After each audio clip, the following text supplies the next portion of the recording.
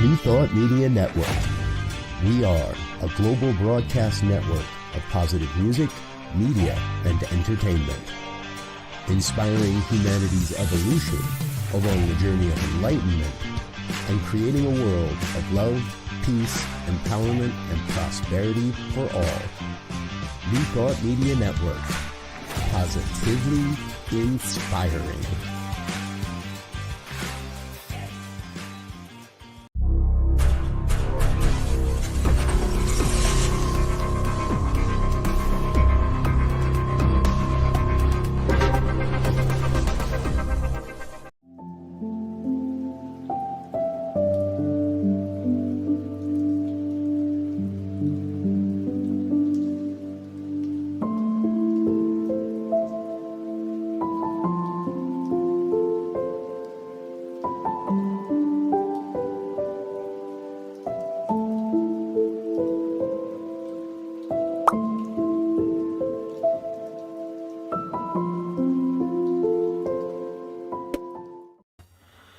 Good. Well, it depends on where you are. Afternoon. This is the Practical Prayer Podcast pre-show on New Thought Media Network. I'm Bill. That's Carol. Carol, good to see you. Yeah. Hey. I still can't get the hand right. Just close your eyes and wave. It doesn't matter what it looks like. It'll be perfect. Okay. So I'm looking forward to our conversation today. And once again, I am going blind. Not that I'm going blind, just doing the show without knowing ahead of time what it's going to be. No, my eyesight is as good as it needs to be. I'm just fine with that. So just know for the the slow reveal, the mystery. And I find that as time goes on, I'm more and more okay with mystery. In my youth, I'd loved to know every answer. And now I look at things and I go, man, I don't know. I know where that's headed, but let's go find out. It's overrated knowing all the answers. There you have it. So anyway, we're on New Thought Media Network. This is the pre-show. We're going to be recording an episode of the Practical Prayer Podcast in a few minutes. The folks who are here with us on New Thought Media Network, if you're live, you can put a comment into the social media comments, and we'll be able to respond to it in real time. Otherwise, you can feel free to go over to the website, which we keep at bethelight.com, be-the-light.com, which you can see right there beneath Carol. And there's a section on the website for practical prayer, and then the podcast, and then also a little button where you can make your comments there. So you're welcome to do that as well. And we will. It's completely possible that we will take into account whatever your suggestions or prayer requests are and respond accordingly. Or we could be enigmatic and be mysterious, and you'll never know what's going to happen.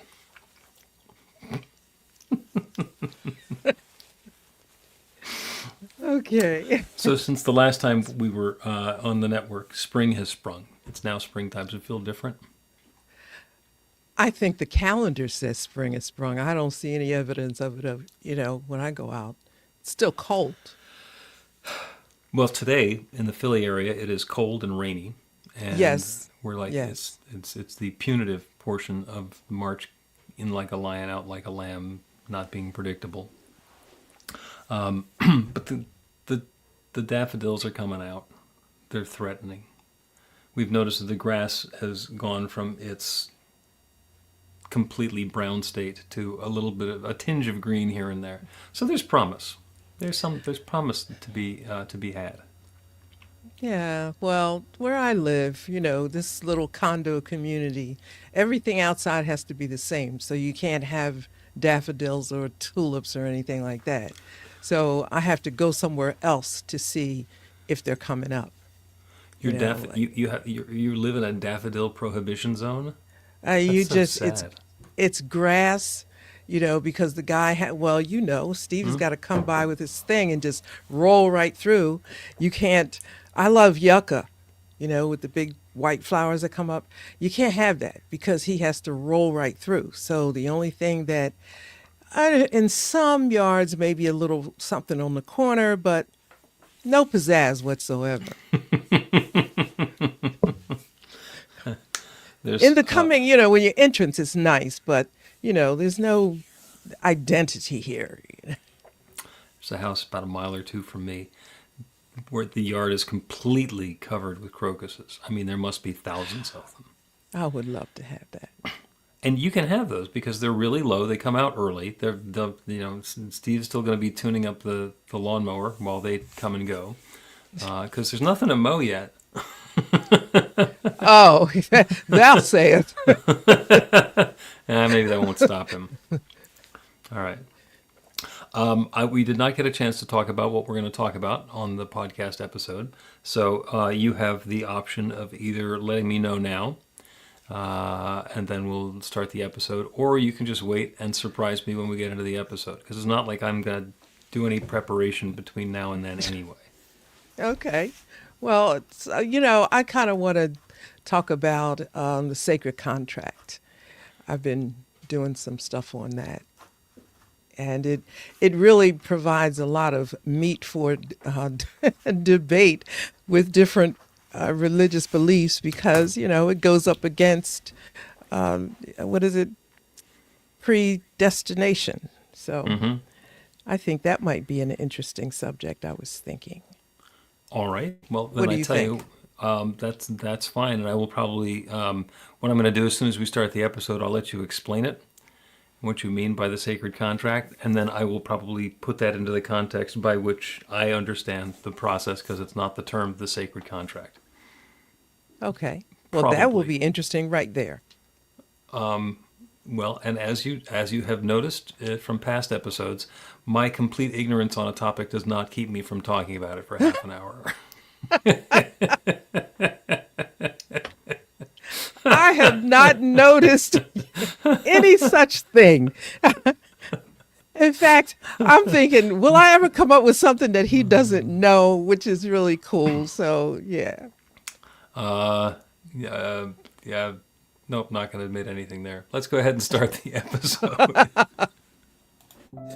A practical prayer is a prayer that works. These discussions between Reverend Bill Marchiony and Carol Lawrence dive into the details of how it works and how to work it. Reverend Bill is a New Thought minister and the author of Practical Prayer for Real Results. Your new life begins with a new thought.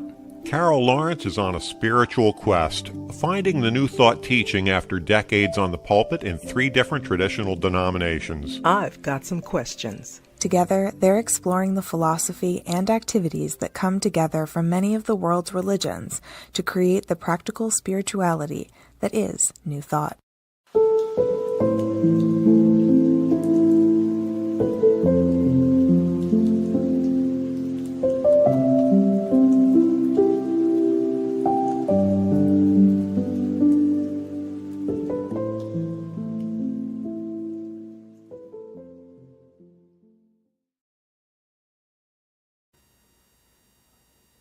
Welcome to the Practical Prayer Podcast. I'm Carol, here with Reverend Dr. Bill Marchiony. Looking forward to our conversation today. We're going to be talking about the sacred contract. So perhaps you would like to explain the sacred contract, what you mean, and where we're going to be starting from. And don't do it for my benefit. Do it for the benefit of everybody who's listening. Yeah, that's the ticket. Well, okay, so when I was little, they talked a lot about past lives and have you been here before? And then there's, the reincarnation, which is a very interesting thought. But you know me, like I'm going to peel what happened before that and before that. And so I had my idea about what it was like before you come into this human space. Because we're spiritual beings, right? Having a human experience. So I thought, well, what was it about? Like, what was the transition about? And I don't know if we've had this discussion before, but I've talked about the little conversation that God and I had before I came, because I don't have a lot of warm fuzzies, and I showed up late, and so there are only a couple left. And so I thought, well, there may have more in that conversation than just my warm fuzzies. And so I was reading, and bingo, I come up upon this whole idea of the sacred contract.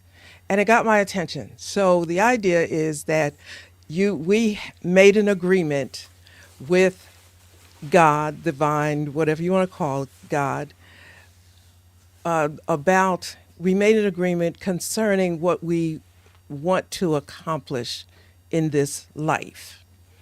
So it could be something that we want to, we need more patience, we need more whatever. And there would be a whole lot of experiences that would, result in me having that experience, then would result in the thing that I said I wanted, the higher self and all of that. Or maybe I didn't know exactly what the experiences would be, but from what I'm saying, you understand that there was a conversation and an agreement, because that's what a contract is, an agreement that you come on this side and you will do this. So that opens up a whole lot of questions and discussions and all of that, which are just amazing. So there it is. Okay. And to which, like a sentence or two in, Bill thought, oh, that's sacred contract, because I know exactly what you're talking about.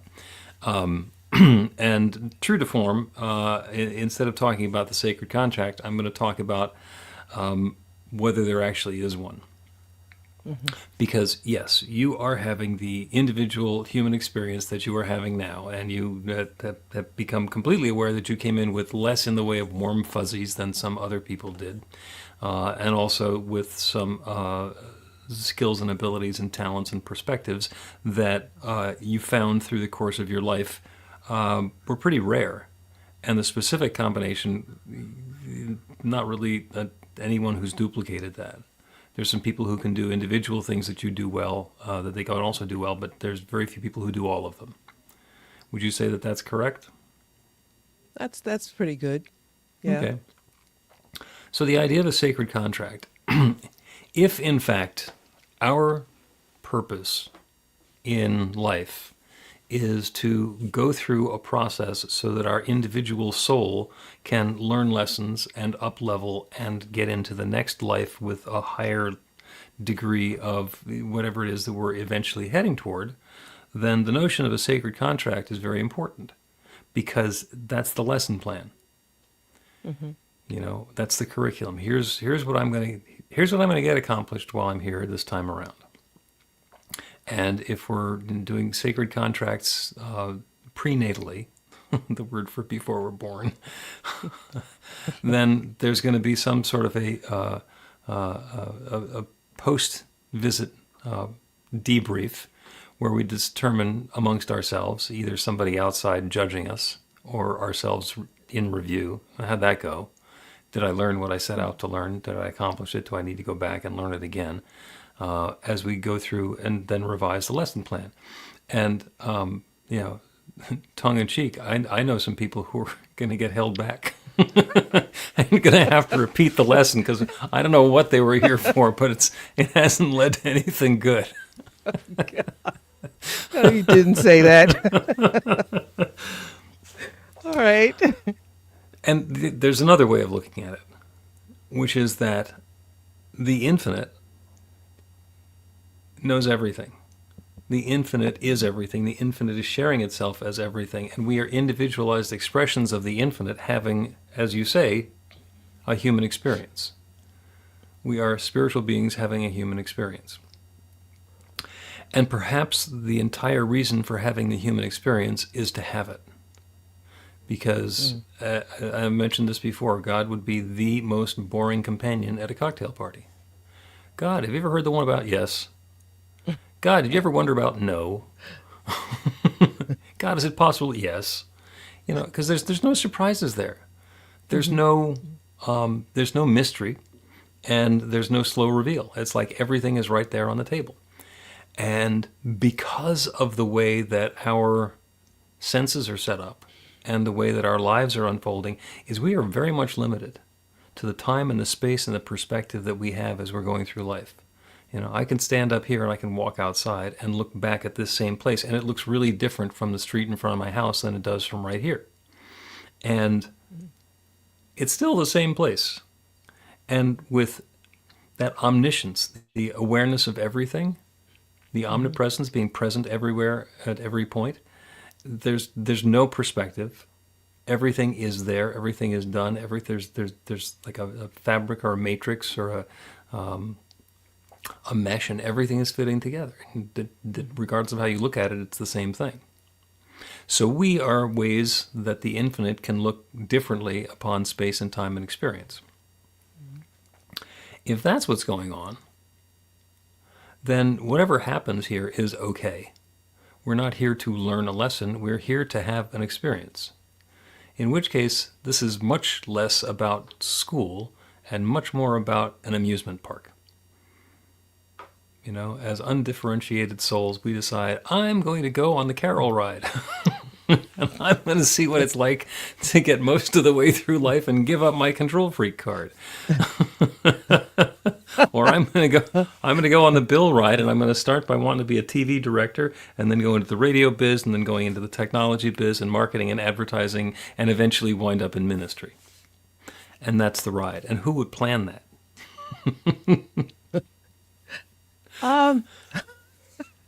Go ahead. So and perhaps that's the whole thing. It's like, you know, deciding that we're going to go on the roller coaster or the tilt-a-whirl or the lazy river raft, and we're just going to get on the ride, and we're going to have a lifetime of that ride, and then we're going to get done with it, and then we're going to go and say, well, that was fun. I wonder if I want to go again, and if I want to get on the same ride again. The roller coaster was too scary. The river ride was too boring. This thing was, you know, not to my liking. Or I just want something different. I'm going to go eat, do the spiritual equivalent of eating funnel cake. I don't know. Yeah. You could look at it so many different ways. For two ways, for example, another way is when I have experienced very difficult times in my life, and I know that I believe that this is a part of the blueprint, supposedly. Mm-hmm. In my mind, it is. I'm saying, I agree to this contract. So in other words, it's a handshake agreement. This is something that I can do. So I kind of feel that way when I'm in a difficult spot. I signed on. I said I can do this. I will do this. Period. Now, okay.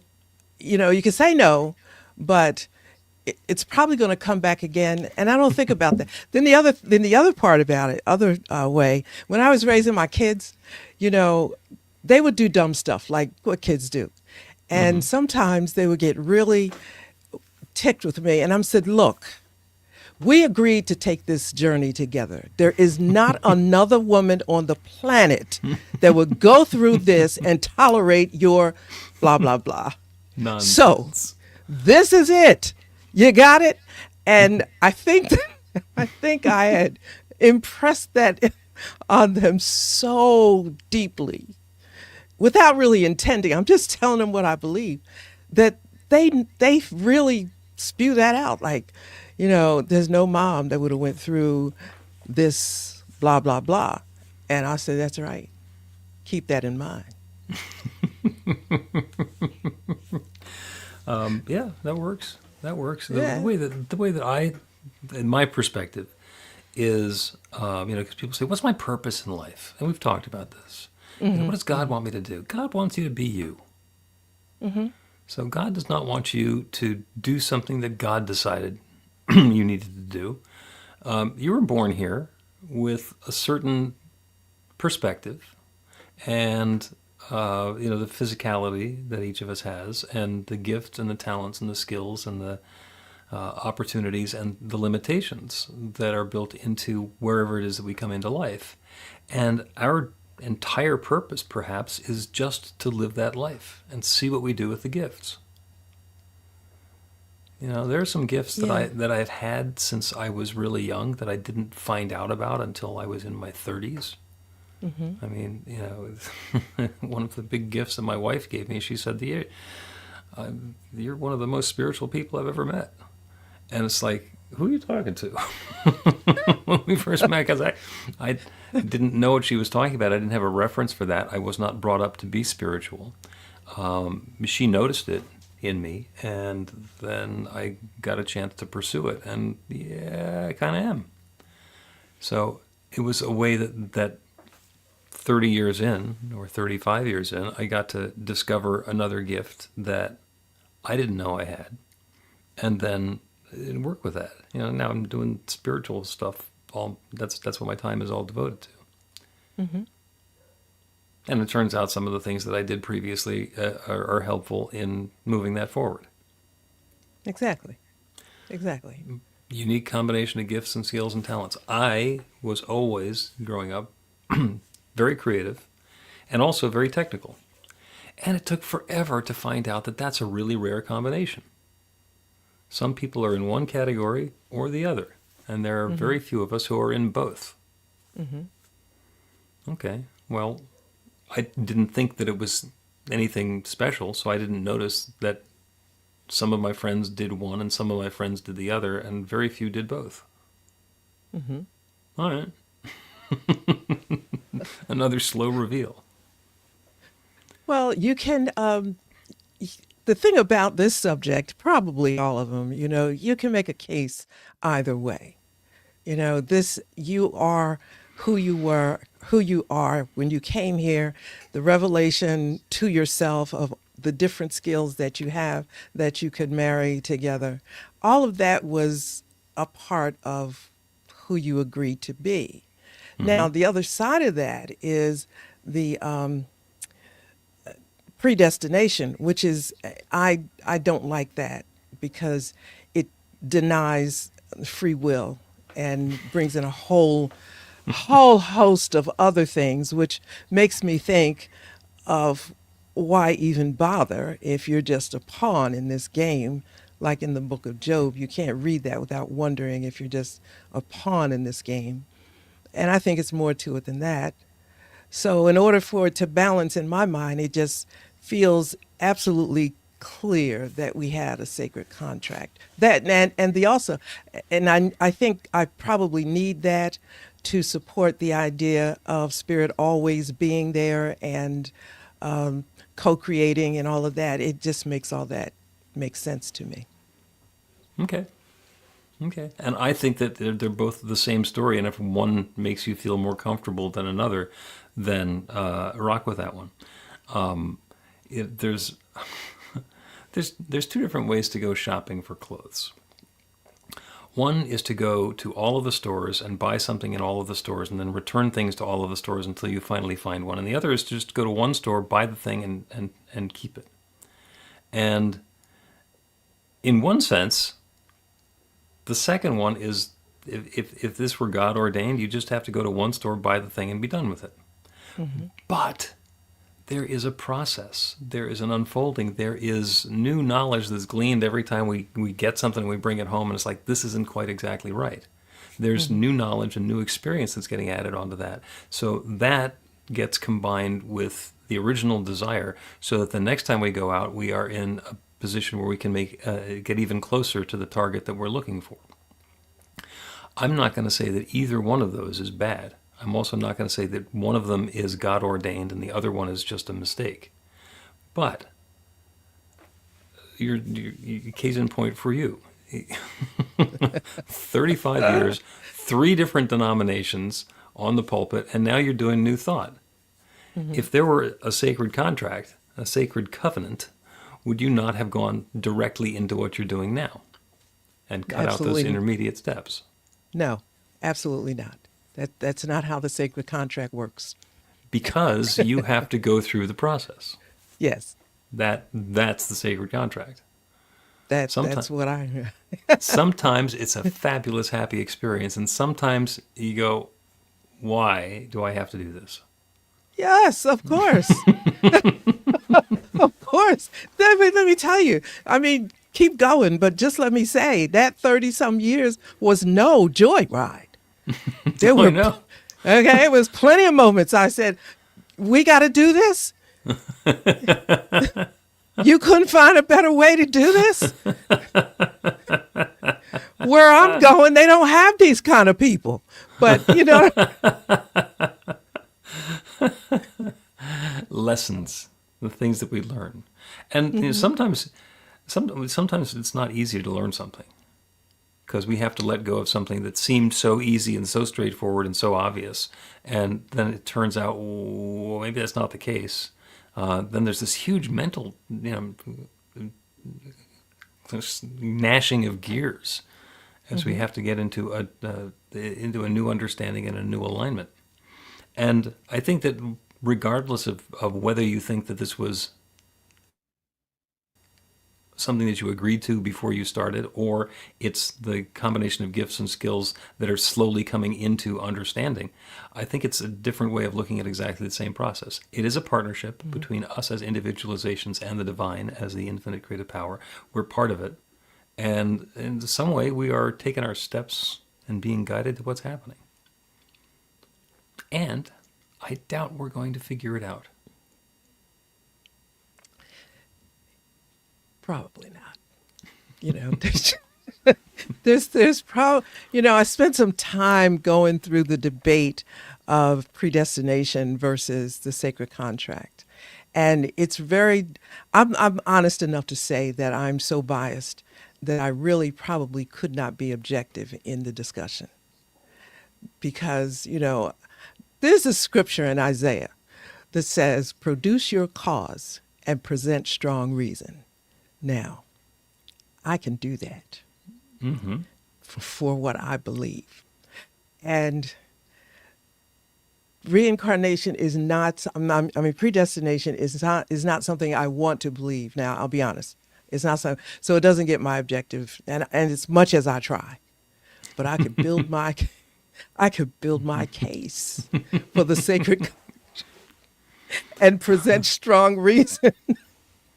And the opposing side will just give up. No, go ahead. Yeah, you're right though. It is. All right. Here's what we're gonna do. We're gonna take a quick break, and then we are going to do a mental exercise about predestination. I'm not gonna say anything more about it. I don't believe in it, but okay. That's where we're starting. That's where we're going to start. All right, okay. All right. On your mark, get set, break. Learn to put practical prayer to work in your life. The steps are simple to learn and let you begin to get real results to create the life of your dreams immediately. Reverend Bill Marchiony's widely acclaimed book, Practical Prayer for Real Results, gives you a clear summary of the new thought principles behind practical prayer and the series of easy-to-understand steps found in the most effective prayers from religions and spiritual practices all over the world and throughout history. Practical prayer is not a replacement for your religion or practice. It's a technique to make the work you do in consciousness even more effective. The book includes 40 prayers on various topics that you can adapt as needed and use as your own. Practical Prayer for Real Results is available in paperback, Kindle, and audiobook on Amazon or at b-the-light.com. That's b-the-light.com.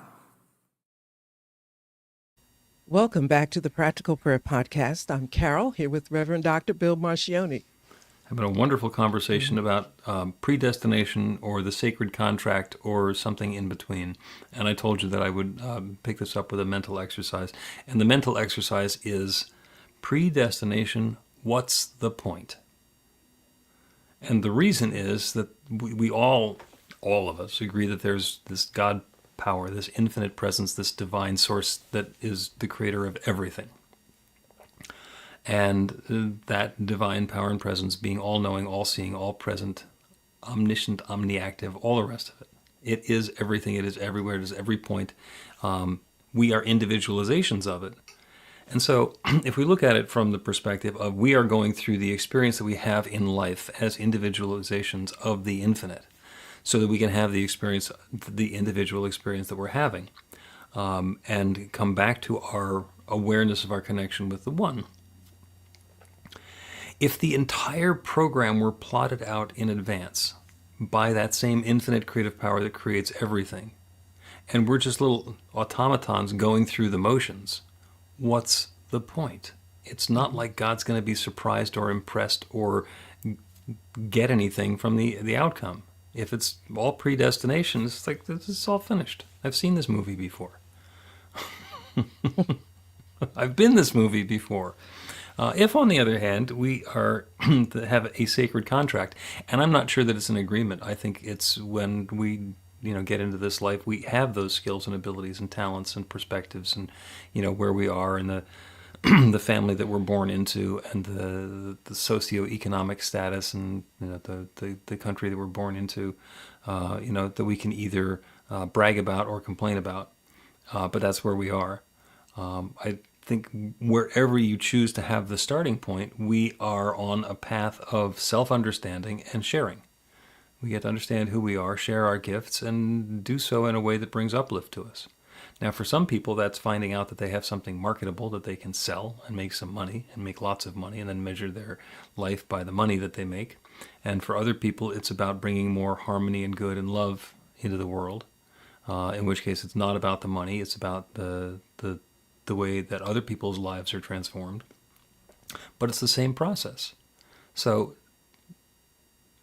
does God say the person that's making money is bad and the person that's running a charity is good, or vice versa? It's possible for it to show up either way. So really, God doesn't care. So why would God fix the race so that you have to do something particular? I just don't understand it. And if you want to, you can play devil's advocate because you've heard the answers of why predestination is a thing. Well, predestination, when you really think about it, what is the whole point of it? It's about saying God is the powerful one. Mm-hmm. God has to win. God is the winner. We already know that. Yeah. We're not debating that. And if you and I were talking, we would never get to a place of trying to prove God is greater and whatever. God is. Mm-hmm. That's it. That than which nothing greater can be conceived. That's God. Yep. So, that being said, everything else is second to that, so to speak. So I can enjoy the idea of being in the co-creative process. I can enjoy the idea of the sacred contract because it does, if I'm in agreement with God, it doesn't diminish the power and the greatness of God whatsoever. Yeah. On the other side of the street, it has to be predestination because that proves that God is in charge. I don't need that. Right. So that's where it breaks down for me and makes me more free to choose a lot of other things because that doesn't adjust God's power in any way. It doesn't move the needle with God at all. But I think that's the whole purpose of a lot of interpretations on the other side is always defending God, so to speak. Yeah, and there's probably something in there about it becomes much easier to assign or blame things on God when it's predestination, because God wanted me to have it or God didn't want me to have it. So it doesn't make any difference what small me down here wants. I could give you a really fun exercise in against predestination. Go ahead, and everybody who's listening or watching now, go ahead and do the same thing. Take a deep, full breath in and hold it. While you're doing that, notice that breath contained everything that's required for this next experience of life. You didn't have to arrange for it. Nobody planned for when you're going to take that deep breath in, and you get to decide when you're going to let that breath out. And whenever you want to, go ahead. And if you want to keep holding your breath, go ahead. And then figure out for yourself, was that God deciding through you when it was time for you to let your breath out? Or was that you deciding and you have free will? Or because you were breathing out at the time that seemed like you were going to breathe out by your own choice, what's the difference?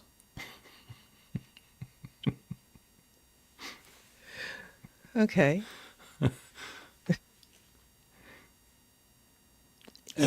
All of it. Yeah. You can look at anything and say, oh well, that's God wanted me to go out with that girl, or God wanted me to rob that convenience store.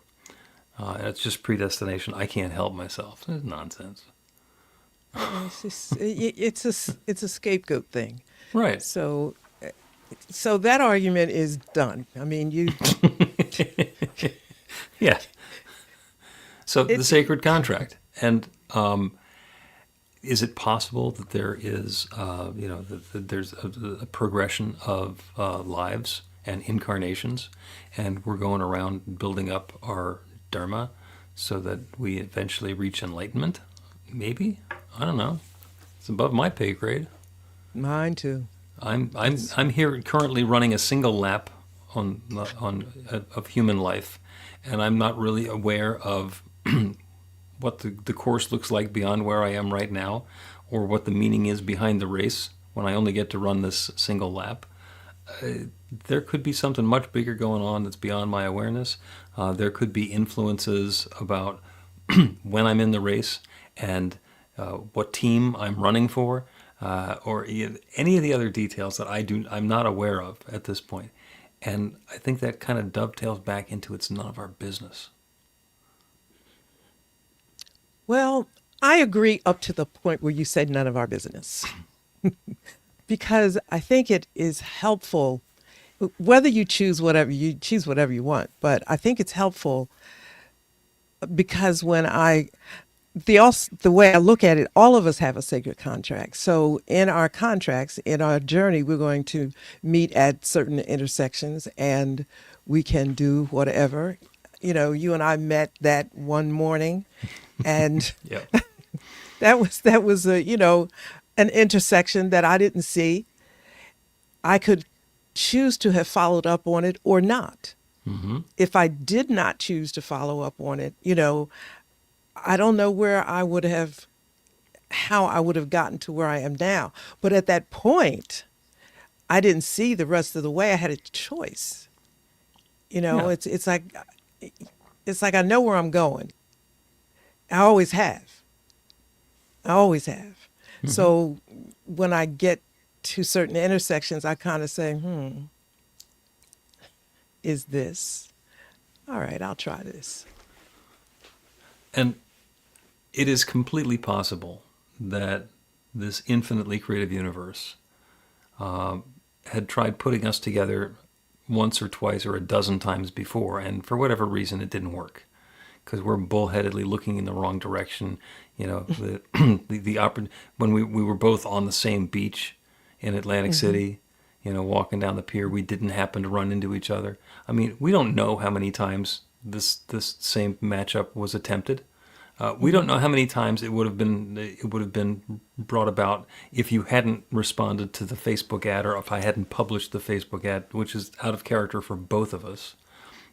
Something else could easily have happened, and I don't know what it is because it's none of my business. But I know that if the plan is for you and me to meet, we're going to meet, and resisting it is futile.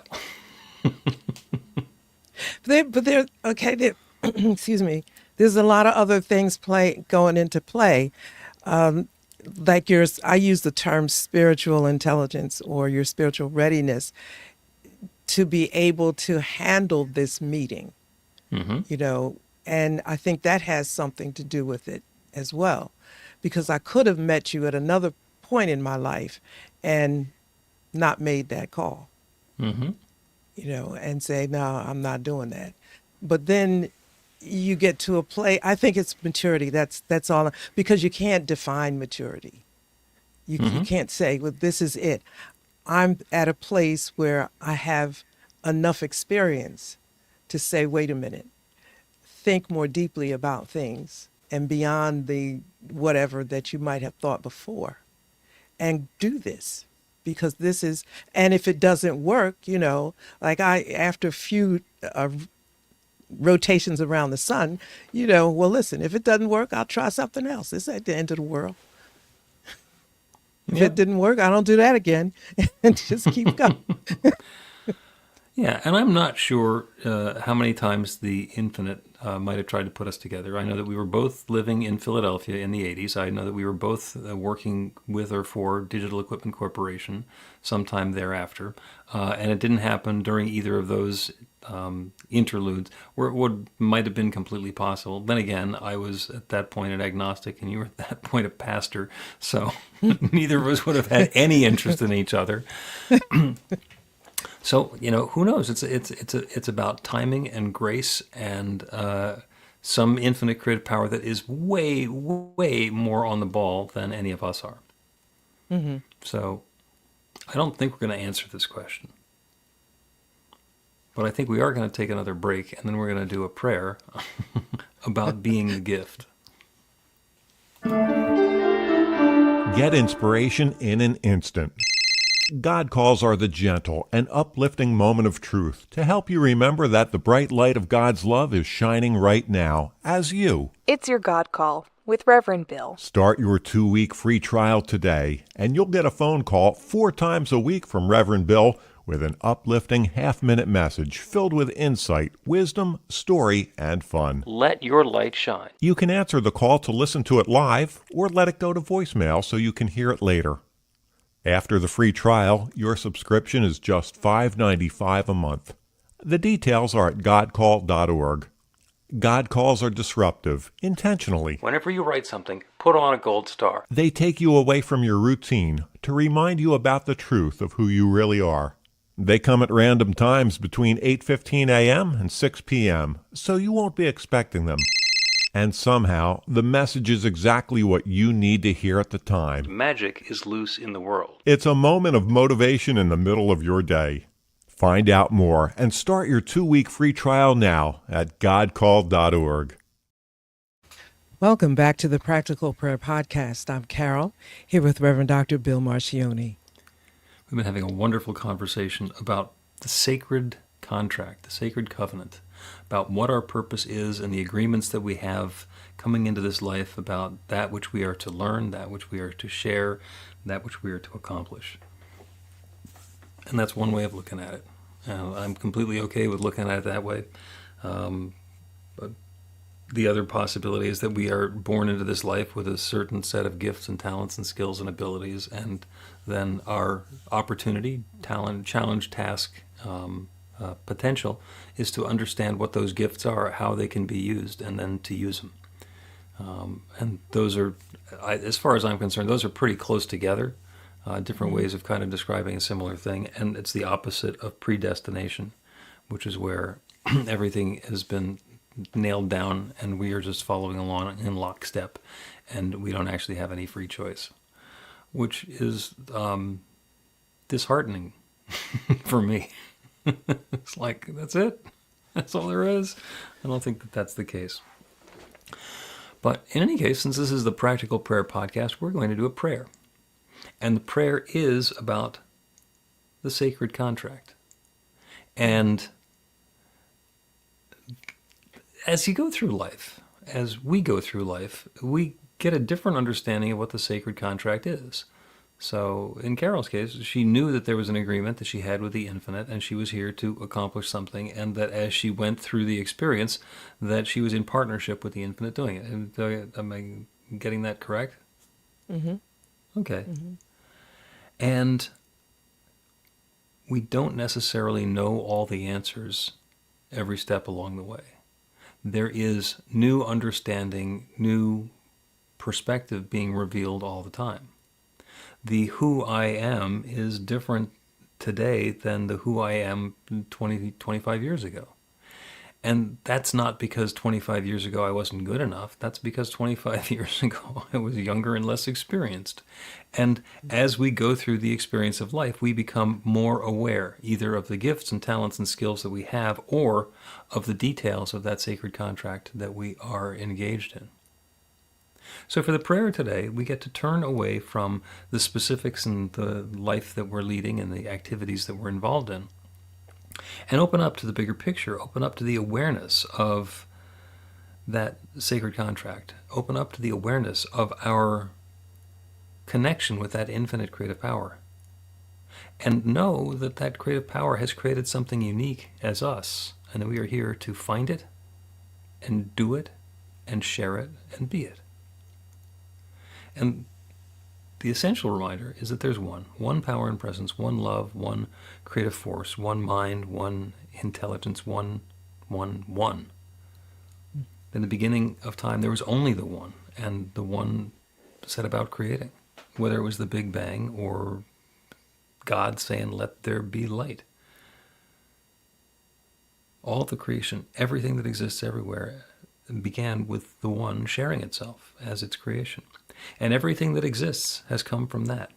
We are that one initial creative act, continuing to unfold, continuing to create, continuing to evolve. Each of us is an individualization of the one. So as we are born into this life, as we progress and grow and learn, we are the unfoldment of the one in a unique and specific way that is us. And all of the intelligence, all of the goodness, all of the energy, all of the intelligence that exists anywhere in the universe is available everywhere in the universe and is available to us now. So we are expressions of the infinite. And as we execute upon the sacred contract or discover more fully and richly and deeply the gift that we are and the ways that we can engage in the world to bring that goodness that's the truth of us into being, we get to be the gift. We get to be the channel through which God's infinite goodness is flowing. And it's unique and different for each of us. We are guided to take each next perfect step. It's the same story whether we're talking about a sacred contract where we decided what the goal was ahead of time, or that unique combination of gifts and skills and talents where we get to figure it out and find it out along the way. It is the slow reveal, more and more and more fully, that infinite power and presence revealing itself as us. That's what's happening. That is what's happening. And the good continues to unfold for each of us in our own way. And so I'm grateful. I'm grateful for the love that's unfolding. I'm grateful for the willingness of each one to consider that divinity within and to be guided into those next perfect steps and to know that love is unfolding. I'm so grateful for all of this goodness. And I'm grateful to be able to speak this word and release it into the creative law that's been creating since the beginning of time. The same one that responded to "Let there be light" is responding to this now. And the awareness of the gift that we are comes even more fully into our awareness. The guidance is made clear, the steps are taken, and love is unfolding. And so it is. The Practical Prayer Podcast with Reverend Bill Marchiony and Carol Lawrence is a production of BeTheLight.com. be-the-light.com. Where you can find more information about practical prayer for real results. Our theme is by Music of Wisdom. You can learn about the spiritual community of New Thought Philadelphia with daily guided meditations, Weekly celebrations of spirit, and Reverend Bill's classes in practical spirituality at newthoughtphilly.org.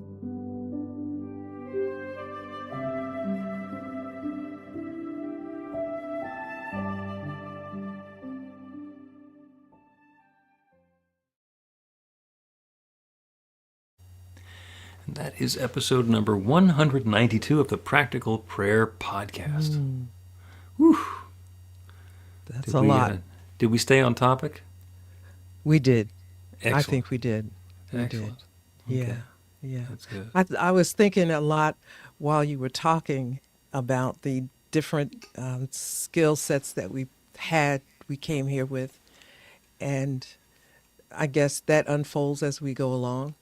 And I can certainly agree with that. I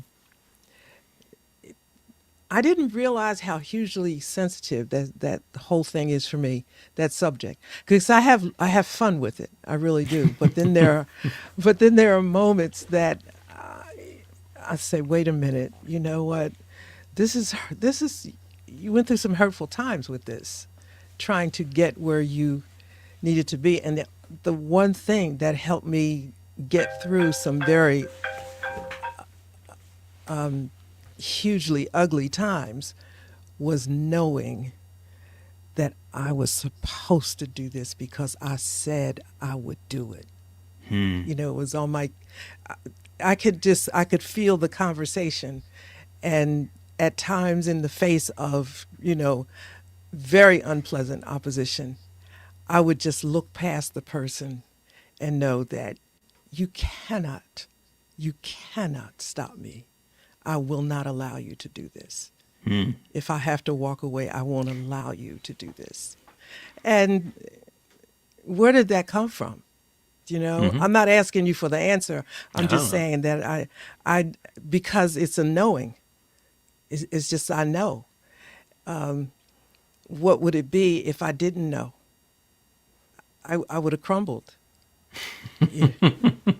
Yeah. Really, you know, I think I would, because And there I was think, some, that could be because of who you are. Because I know some people who I might describe as clueless, who would never consider the thought that they don't know something to be an issue. Or that they're being stopped from something. It's like, oh, I just won't do that. And that's not you. That's not you. You are aware, and you are determined, and you are creating your experience, and you're taking you're taking the lead there. the other thing is I don't know what would be the consequence. I don't think about the consequence of if I didn't. This is what is in front of me right now. Like I went through a really difficult period with my oldest son, really challenging stuff he was going through. And the one thing I kept saying, I said to him, you need a mother to go through this. I'm the one. I'm the only one. But I wasn't doing it to control him. I believed it. Yep. I believed it. And when it was done, I didn't, often after the thing is done, I don't feel a thing, because that's the way it was supposed to happen. And I just keep going, you know? So I don't know. I don't think that's enough to prove anything, because in spirituality, the one thing I love is about experience, you know? And so my experience is mine. It doesn't, it doesn't move the needle in terms of a proof statement at all. Yep. You know? Yep. As they say in the car commercials, your mileage may vary. You know, people get filled, you know, same tank full, and you know, it's gonna work differently for different folks. I'm writing that down. You are welcome to do that. All right. Thank you to the folks who are joining us on New Thought Media Network. We're going to draw this episode to a close. I'm not sure what happens if we stay on too long, but that's like crossing the streams and Ghostbusters. So we're going to make our way out of here. Again, if you are watching on the recordings, you can go to the website, bethelight.com, be-the-light.com. You get info about practical prayer and the podcast, and you can make a comment there. And Carol, as always, 192 times, thank you. Yeah. Thank you so much. See you guys next week. My pleasure.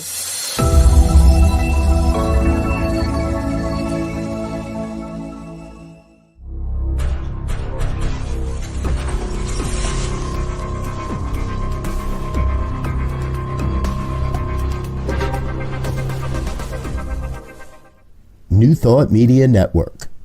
We are a global broadcast network of positive music, media, and entertainment, inspiring humanity's evolution along the journey of enlightenment, and creating a world of love, peace, empowerment, and prosperity for all. New Thought Media Network. Positively inspiring.